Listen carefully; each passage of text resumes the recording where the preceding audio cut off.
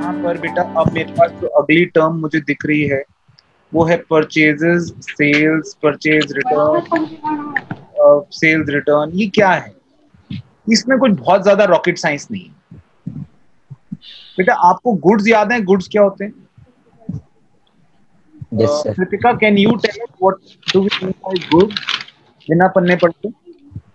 Sir goods जो भी चीज हम प्रोडक्ट बनाते हैं अपने बिजनेस में। हाँ, जैसे हमारी गोलगप्पे की रेडी है तो हम गोलगप्पे भल्ले पापड़ी की प्लेट बनाते हैं, तो हमारे गुड्स हैं। हाँ जी। Very good, very nice. तो जिस चीज में भी हमारा बिजनेस डील करता है उसे हम क्या कहते हैं? गुड्स। बेटा जब आप गुड्स खरीदते हो ना, क्या खरीदते हो? गुड्स। गुड्स के खरीदने को हम नाम देते हैं परचेजेस। क्या नाम देते हैं? परचेज। सुनना मेरी बात, अगर मैंने गुड्स खरीदे, गुड्स परचेज्ड, तो इसका नाम होगा परचेजेस। अगर मैंने मशीन परचेज करी तो इसका नाम परचेजेस नहीं होगा, इसका नाम मशीन परचेज्ड ही रहेगा। आप समझ रहे हैं मेरी बात? अकाउंट्स में गुड्स को बाकी चीजों से अलग करने के लिए हमने गुड्स के परचेज को नाम दिया केवल परचेजेस, और मशीन परचेज तो मशीन परचेज, मशीन सोल्ड तो मशीन सोल्ड, बिल्डिंग परचेज तो बिल्डिंग परचेज। तो जो बाकी चीजें कुछ और खरीदते हैं तो उनका नाम आएगा, लेकिन अगर हम मशीन गुड्स खरीदेंगे तो उसको नाम लिखेंगे परचेज। इसी तरह गुड्स के रिटर्न करने को हम बोलेंगे परचेज रिटर्न, बिके हुए गुड्स को रिटर्न कर दिया। गुड्स बेचे तो क्या बोलेंगे? सेल्स। और बिके हुए माल को अगर हमने वापस ले लिया तो वो सेल्स रिटर्न। ठीक है, आप मेरी बात समझ रहे हैं मैं क्या कह रहा हूं? गुड्स के लिए बेटा सिर्फ सिर्फ और सिर्फ गुड्स के लिए, अगर गुड्स हम खरीदते हैं तो उसको नाम हम देते हैं परचेजेस। गुड्स बेचते हैं तो उसको नाम देते हैं सेल्स। खरीदे हुआ माल वापस दे दिया, परचेज रिटर्न। बेचा हुआ माल वापस ले लिया तो सेल्स रिटर्न। जरा स्क्रीनशॉट लो बेटा इसकी, शाबाश। अगला आ गया बिल्स रिसीवेबल और बिल्स पेएबल। इसको समझने के लिए चलिए एक स्टोरी सुनाता हूं। एक आदमी था, हमारा वाला कैरेक्टर का क्या नाम था बेटा? मुन्नीलाल। हाँ, मुन्नी लाल। और एक और नया कैरेक्टर आया आज, थोड़ा टाई बूट वाला आदमी है।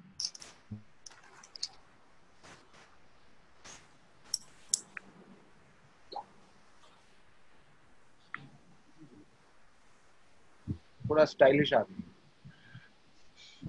ठीक है। अब ये आदमी मुन्नी लाल ने जो है इससे पैसे लिए। इस आदमी ने, इनका नाम था गुप्ता जी। मुन्नी लाल ने किससे पैसे लिए? गुप्ता जी से। कितने पैसे लिए? 50,000 रुपए। गुप्ता जी बोले कि पैसे वापस दे दो। गुप्ता जी ने इसको बोला return my money. Munni Lal ने कहा साहब पैसे हैं नहीं, अभी थोड़े दिन में दे दो। गुप्ता जी ने पूछा कितने दिन में? बोला साहब 2 महीने में दे दूंगा, क्योंकि समय अभी खराब चल रहा है, 2 महीने का समय दे दो। मुन्नी लाल ने कहा I don't believe you, you give me in writing. Munni Lal ने किससे कहा? गुप्ता जी से। गुप्ता जी मैं आपकी बात पे विश्वास नहीं करता, मुझे आप राइटिंग में दो कि आप मुझे 2 महीने में पैसे दे दो।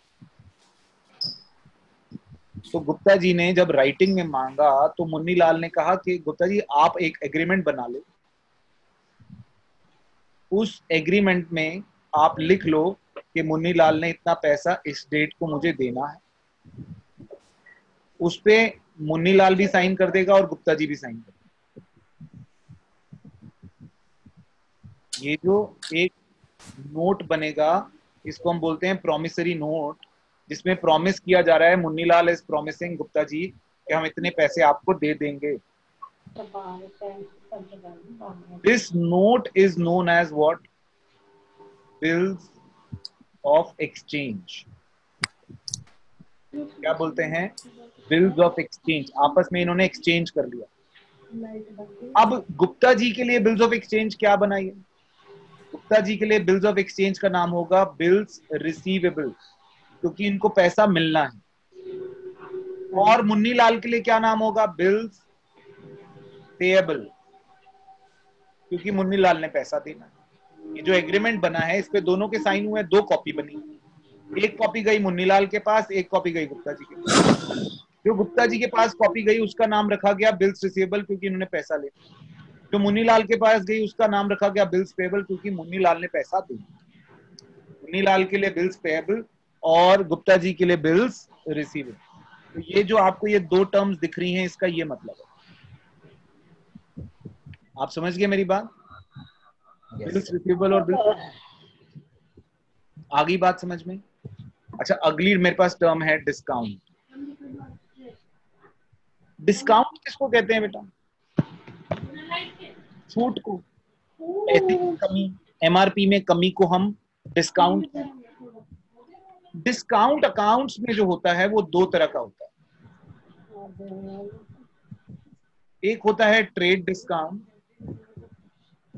और एक होता है कैश डिस्काउंट। एक होता है ट्रेड डिस्काउंट और एक कैश डिस्काउंट। ट्रेड डिस्काउंट आपको पता है, जब आप कुछ बल्क में खरीदते या बेचते हैं तो उस वक्त जो आपको डिस्काउंट मिलता है उसको हम क्या कहते हैं? Trade discount. जब आप कुछ बल्क में खरीदते हैं या बल्क में बेचते हैं तो हम, जैसे आपने देखा होगा हम खरीदने गए, उसने बोला 40 रुपए, हमने कहा साहब एक काम करो, आप इसमें जो है 1 दर्जन दे दो पूरा, तो क्या इतना प्राइस होगा? तो डिस्काउंट जो हम मांग रहे हैं that is a trade discount. और कैश डिस्काउंट किसको कहते हैं? कैश डिस्काउंट कहते हैं जो टाइमली पेमेंट हो। जैसे फॉर एग्जांपल आपने ट्यूशन लगाई और हमने कहा सब साल के इतने पैसे, तो आपने कहा सर हम साल के इकट्ठे अभी दे दें तो कुछ डिस्काउंट मिल जाएगा। तो उस वक्त जो डिस्काउंट आप मांग रहे हैं that is a cash discount, क्योंकि आप कैश टाइम से पहले दे। ट्रेड डिस्काउंट कब दिया लिया जाता है?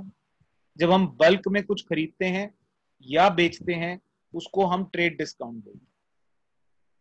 लेकिन अगर हम टाइमली पैसा दे दें देन उस पे जो डिस्काउंट मिलता है that is known as cash discount. एक है डेप्रीसिएशन।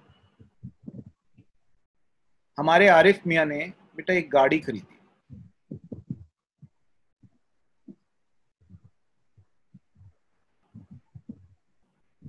ये खरीदना नहीं चाह रहे थे, लेकिन लड़की वालों ने इनके आगे शर्त रखी कि गाड़ी होगी तो हम शादी करेंगे वरना नहीं करेंगे। खरीद ली भाई, बोला लो। अब गाड़ी ले ली, गाड़ी ली भाई साहब ने 5 लाख रुपए।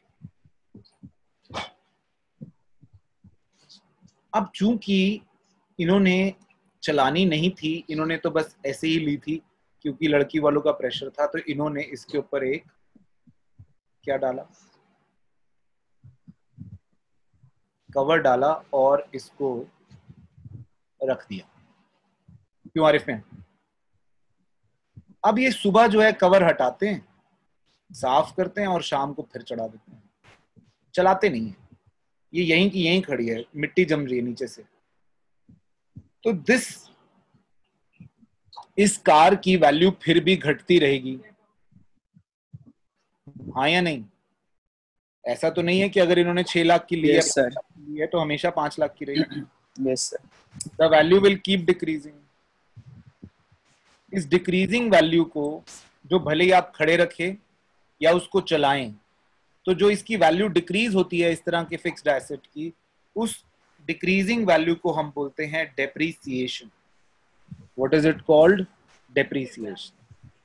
जो वैल्यू धीरे धीरे फिक्स्ड एसेट की घट रही है क्योंकि उसमें या तो नॉर्मल वियर एंड टियर हो रहा है कि उसमें थोड़ा बहुत टूट फूट हो रही है, या फिर कुछ नहीं हो रहा, पास ऑफ टाइम हो रहा है।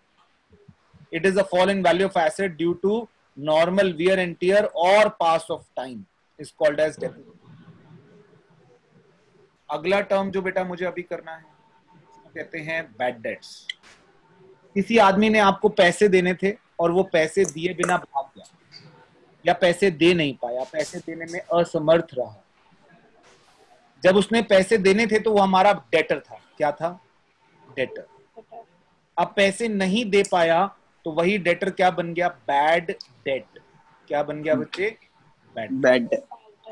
एक आदमी जिसने हमें पैसे देने हैं, हमसे माल उधार ले गया है, इज नोन एज डेटर, लेकिन अगर वो पैसे ना दे पाए तो ही becomes bad debt. Is that okay? Got it और नॉट? बेटा ऐसी कोई टर्म जो आपको समझ नहीं आ रही है और आपने पूछनी है, दोबारा बताओ। सर एक बार सेल्स बता दीजिए। जो भी हम माल बेचते हैं बेटा, गुड्स, गुड्स के बेचने को हम प्यार से सेल्स बोलते हैं। That's it. अगर आप और कुछ भी बेचोगे तो उसको वही नाम दोगे जो बेचो, लेकिन गुड्स बेचोगे तो उसको सिर्फ सेल्स बोल सकते हो।